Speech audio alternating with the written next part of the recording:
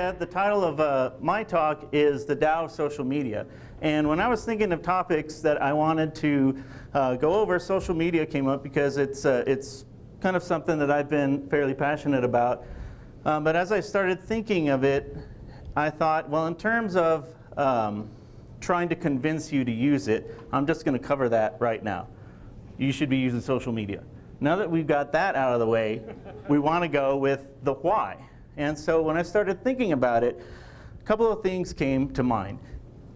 Like Karen said, a lot of things that we use didn't exist 2 years ago, 5 years ago, 10 years ago. Social media has been around for a while, but its prevalence and its function in our lives has really changed over the years, and it's really become a part of us. Whether we use it or not, every single one of us is a part of social media. Did we get that? Whether we use it or not, every single one of us is part of social media. Just a little while ago, Ray and Irvin took a nice panoramic picture of everybody in here, and they're posting that on our Facebook page. So you need to go in and like that Facebook page so you can be a part of social media. So you're probably thinking, what the heck does Taoism have to do with social media? Taking you back to your days in intro philosophy into college, which is where I first really understood this term. Taoism is a philosophy. Again, it's kind of ambiguous to define, which I thought, well, social media is kind of ambiguous to define nowadays too. It's more of a way of thinking and of being. Literally translated, the word Tao means the way or the path. And it kind of sounds kind of contradictory and, at the same time vague. What it is just basically saying the path is the same as the goal. It exists because it exists, and that's its reason, and that's its end. You often see that symbol that I showed before, and that symbolizes the complementary forces. So social media is neither good nor bad, positive nor negative. It's both, but in and of itself, it's not inherently either of those things. It's the people that get on there that contribute to it that make it good, evil, so on and so forth. Another part of Taoism that's kind of similar to social media, and I got this from Shannon Paul's blog, is that our experience, we can have a better conception of our experience in the world when we experience it for ourselves instead of looking through a static medium. So we can learn how to drive a car by reading the driver's manual, but until we actually get in the car and turn it on and accidentally crash into mailboxes and what have you, we don't really understand what it's like to drive. The more we practice, the better we get. When I was 16, I started driving for a week and a half, and I thought, I got this. I can do anything. But we know that over time, it takes more experience to be able to truly understand what that is. So kind of going along with that, the Tao of social media, one thing that we need to understand is that you have to learn to accept the nature. Social media, again, is just, it's there. It's out there, it's going on right now. Whether some of us are actually sitting there tweeting or checking our Facebook pages or doing whatever, it's happening right now, whether or not we're actively doing anything about it.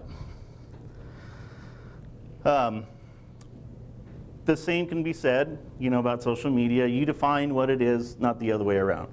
Social media doesn't tell you what to put on there. You're the one that decides what your Facebook page looks like, what your Twitter page looks like. And again, it sounds kind of a little, vague and contradictory kind of, but it is both the source and the driving force of information. Facebook exists because someone created Facebook, whether you believe it was Zuckerberg or the Winklevoss twins, whatever. Anyway, someone invented that, but it continues to exist because we keep adding to it. I just want to show you first this quick video on just some trends about social media, and these are just some facts and figures about some things that they discovered this past year.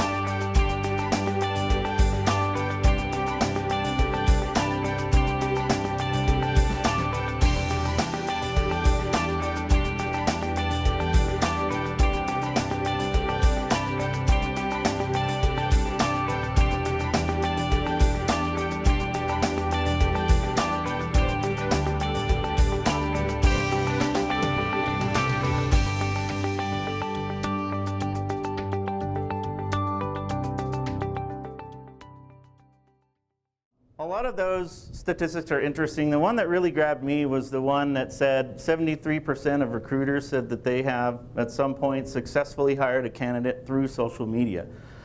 So not just is it becoming a tool, a toy, something we can use, it's a life skill. It's part of what we have to do to, get along in this world. Not just Facebook and Twitter. There's all kinds of other things. Pinterest has become very popular lately. A lot of people do that. I was having a conversation with my mom the other day, and my parents are from that generation where they're a bit apprehensive about technology. I mean, they don't have ATM debit cards. They still like to go to the bank in person, even though it's still, on the computer and online. I was showing my mom my iPad, and I was showing her Siri, and I pushed the button and asked it a question, and I'm just being silly, asking it, what time the next movie is playing, who's the coolest guy in the world, and that kind of stuff. And she was like, wow, that's pretty neat, but don't those people get tired of answering stupid questions all the time? Because she actually thought there was a person there. So that's the kind of level that she's at. But she still asked me yesterday, she said, hey, have you talked to your sister? Have you Facebooked her or text messaged her recently? So, even my mom is aware that this is a thing, that this is what's going on. Social media, though, in and of itself is kind of weird if you think about it. If you take yourself out of the social media context, it's kind of weird. Like if I walked up to somebody and said, hi, I'm Andy. Hi.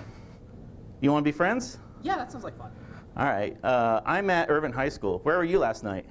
I was at home. What'd you have for dinner? I don't remember. I had Father's Day dinner with my dad. Want to see a picture of my cat? Oh, yeah, great. Do you have any pictures? Yeah, I've got lots. You want me to share them? Yes. Just tell me one. Okay. Show me one. Here's me and my wife. I like that. Okay, I'm done with you. I'm going to go see if this girl has a boyfriend or husband. Okay. And that's Facebook in real life. So it doesn't really work, but it exists in this whole other whole other realm of existence. So how does this all relate to education? Why do we need to use this? Why do we even need to care?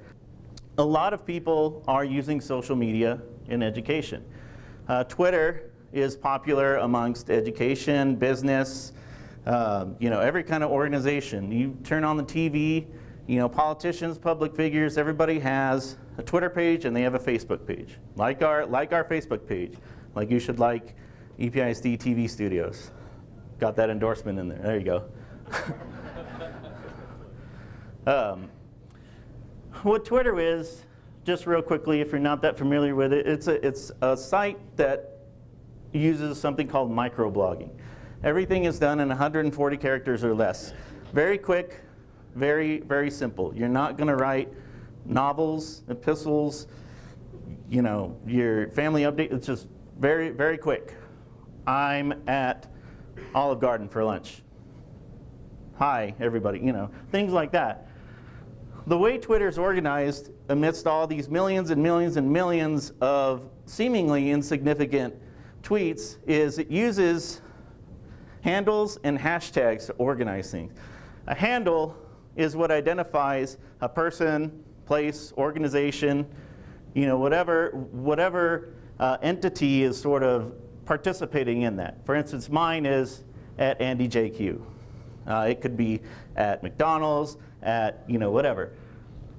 Hashtags are what you tag a certain post so that you can be able to find it later. A lot of times you'll see events being live tweeted, what they call. The Oscars were live tweeted. Everybody who wanted to say something about the Oscars, from whether they were dogging Charlize Theron's dress or who won Best Picture, they would say what they wanted to say. Hashtag # Oscars 2013.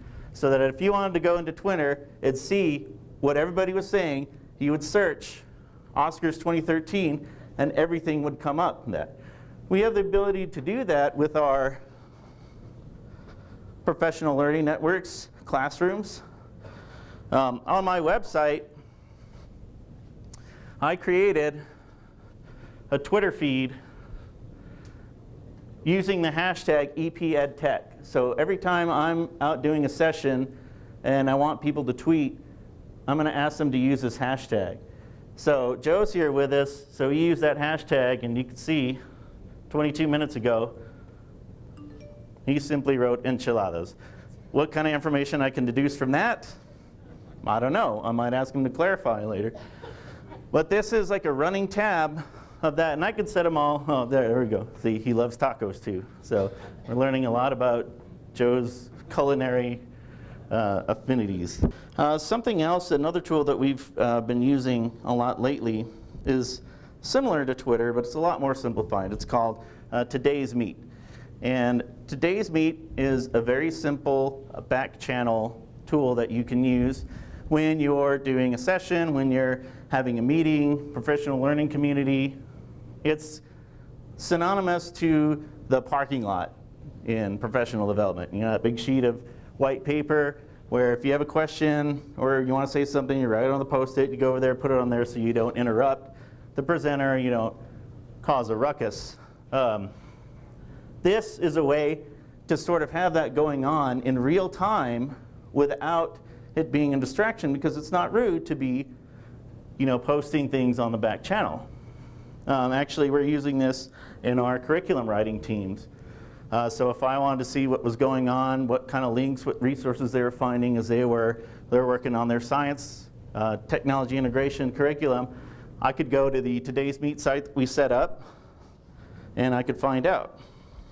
Also, we have access to what is sometimes known as the walled gardens, things like Edmodo, Schoology, Project Share. These all do different things, but there is a social media component to them. The reason they're called walled gardens is because they're protected. They're in a protected space, so it's ideal for classrooms, for kids, for students, so that not just some random guy, sorry, I just pointed to you, Clay, you're a random guy, can just go in there and see what's going on in Ms. Bustamante's 5th grade class. No, it's controlled so that only people that are connected to that organization have access to that. Creepy random guy. Creepy random guy. And what this does is, you've seen talks from people about all the cool things that we can create and have students create, and students love to create, students love to share. This is an easy way to get them to share that, to put it out there. Even with Twitter, yeah, you can't put the actual 10-minute movie that they created, but I could put a link to Joe's and I could tweet that. This is another video I'd like to show you. I think you've got enough time. Just a couple minutes. This is a CNN report that they did, kind of a real-world example of Twitter being used in the classroom. The distractions are seemingly everywhere. 8th graders with their electronic devices busy sending text messages during history class. I had an aha moment there. I said to myself, wow, this is what it's going to really engage my students. Now, the teacher, Enrique Legaspi, is talking about when he attended a seminar in San Francisco last February about incorporating Twitter in the classroom. Ever since, he's told his students to BYOT, bring your own technology, whatever connects them to the internet. If not, they can use one of the classroom computers. We want 3 tweets that must be 140 characters. The class is studying World War I. If he asks a question, Does anybody know from the book how many people did go to prison? students tweet the answer, complete with those Twitter hashtags. Remember, Damon, make sure you have a pound in front of the WWI. If he shows a video, they tweet their feedback. Many men died because of the terrible conditions they were living in. I love the way she wrote that. That's a pretty good sentence. It all gets projected onto this digital chalkboard. A lot of them, what it did help them with was finding their voice. Because I do have many students that do not participate in my class discussions or share what's on their mind, so Twitter became that vehicle. For shy students, would you say this has had the biggest impact? Yes, my sci students, they have really impressed me.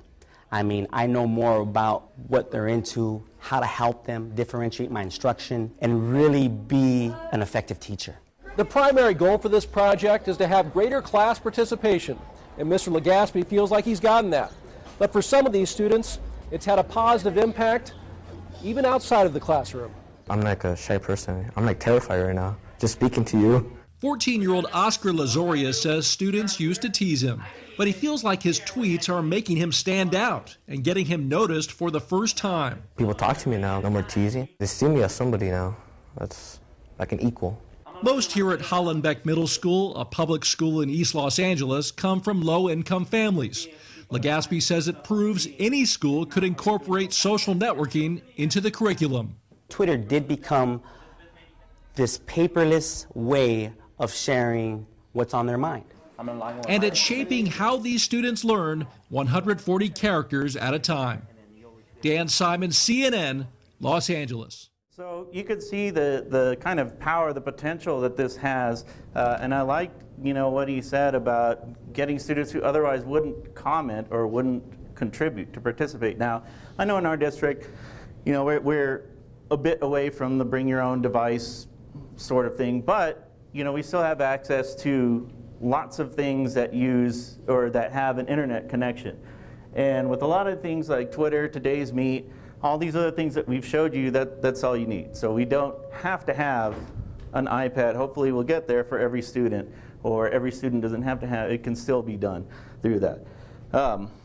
So again, to kind of sum up, I thought of social media as being similar to Taoism because it's made up of complementary parts, but again, it exists just as it is. It's all of us that influence what comes out of it and how we use it, and good ways and bad ways. It's something that's a part of us, whether we like it or not. Remember, we're all a part of it. We've all been in that photograph from earlier on. We're on Facebook. On Thursday, I'm going to be doing a couple of sessions, both in the morning and the afternoon, on using social media in the classroom. So if you're interested in those, we'll be going a little bit more in depth into all the little tools that these and other websites will have available to them. And then this is a link to my website, which I usually try to post relevant information, example. Hopefully, we'll get a link to these videos up there soon. And I thank you all for your attention. And happy Monday.